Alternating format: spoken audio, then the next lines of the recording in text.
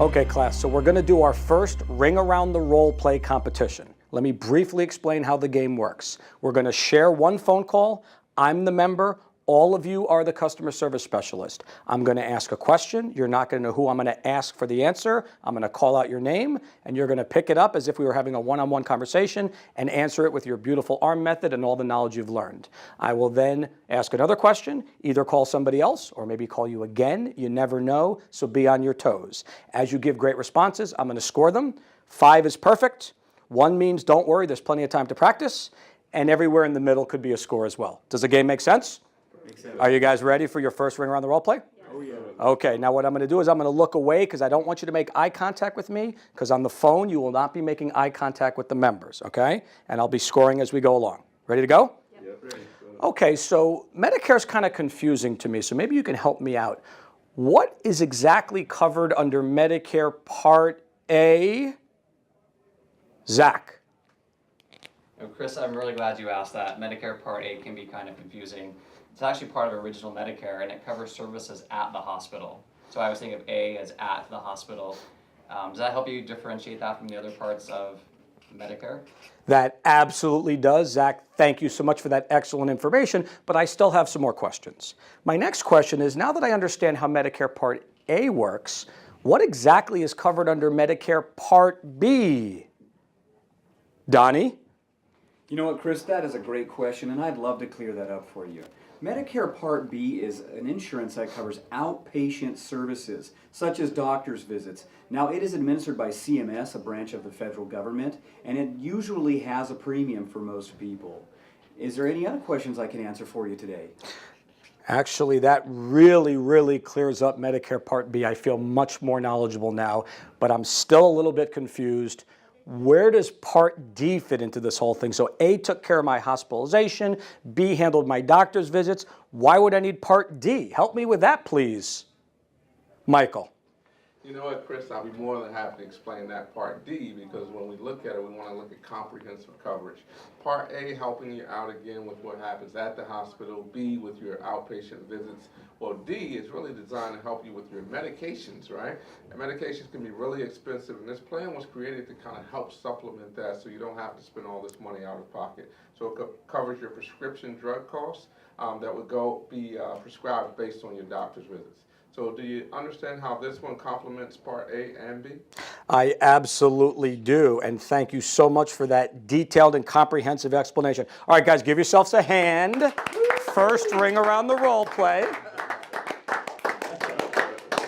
So basically, guys, 5s and 4.75s on those scores. You guys did a great job using the ARM method. You acknowledged. You ended with a question to move the conversation forward. You showed excellent knowledge of the entire process. So Donnie got the full 5 points for his incredible explanation with all the details.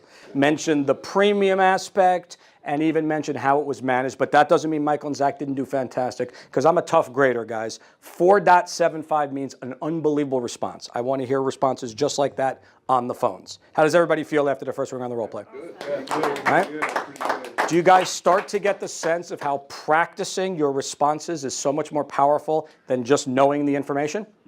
Because what are we going to be doing out there? Are we going to be on the phones, or are we going to be taking faxes from people and filling out written information? We're going to be on the phones, right? So that's why we're going to constantly practice the role play. This is the game that makes it fun. All right, guys, so I'm going to give 2 tickets to the All-Stars. Let's go ahead and grab those off, Donnie. 1 ticket each to the champions. And then we're going to go ahead and run another raffle before we take our next break, just to get a little bit more excitement flowing, so you guys can kind of trash talk each other a little bit as you head out for break based on who has the most gift cards. And then we'll pick it up when you get back from break. As always, when you're finished signing up the tickets, go ahead and put them in our Halloween-themed raffle bin. The way the tradition works is I only pick the first winner. For the rest of our 2 weeks together, whoever won the last gift card gets to pick the next winner. So I'm forgetting, who again won that last gift? Oh, that's right, it was April. All right, guys, so April is going to go ahead and reach her hand in and grab a winner. And April, when you have the ticket, go ahead and read off the name nice and loud. Zach. It's Zach this time. And we're competing here. Now, Zach has Little Caesars, $10. Pizza Hut, Little Caesars, everybody loves pizza, right? Take April. So guys, as you work through the practice sessions, are you starting to get the feeling for the power of repetition when we're doing the role plays and repeating the information? Yes. The way we describe this is muscle memory. Does anybody know what muscle memory means? Have you heard that term before? Yes. Yeah. What does that mean, Michael? Yeah, so like in golf, one of the things that they talk about with muscle memory, the more you do something, you don't even have to think about it. Your body automatically does those same actions for you. So That's exactly right. And in golf, does the great golfer actually say, don't forget to space your feet out, don't forget to grab the right grip, don't forget to bring the club up to the proper height, don't forget to swing your waist? Is that going through their minds? No, because they've done it so many times, it all happens beautifully and seamlessly. Right. Role plays and phone calls are the same way. Once you practice responses enough, you will no longer be thinking, what do I say again? What's A, what's B, what's C? It'll be muscle memory. So instead of thinking about the material, you'll be listening to the cues from the member, listening for their tone, and adjusting the way you communicate to better meet their needs and give a better experience. So once we have muscle memory on the content, we can really listen to our members and really treat them the way that we need to treat them to give them a fantastic experience, because we're not rattling in our heads figuring out what the information is. Does that make sense? That's key to customer excellence, guys. Muscle memory on the knowledge creates beautiful customer experience as we deliver the material. Sound good? All right, let's take our first 15-minute break, stretch our legs, and come back for some more action. Sound good?